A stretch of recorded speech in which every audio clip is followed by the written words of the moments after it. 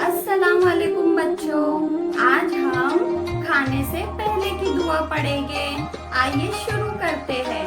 औज़ु बिल्लाहि मिनश शैतानिर रजीम, बिस्मिल्लाहिर्रहमानिर रहीम। खाने से पहले की दुआ। बिस्मिल्लाह वाला बरकतिल्लाह।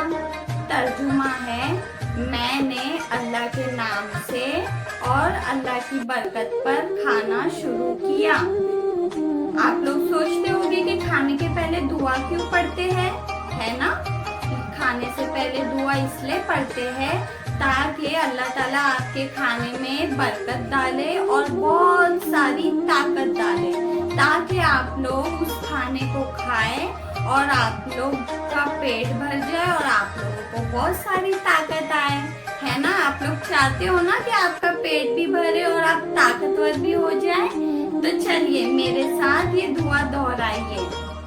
बिस्मिल्लाह वाला बरकतिल्लाह। ठीक है, चलिए फिर से दोहराते हैं। बिस्मिल्लाह वाला बरकतिल्लाह। है ना आसान? फिर से पढ़िए। बिस्मिल्लाह वाला बरकतिल्लाह।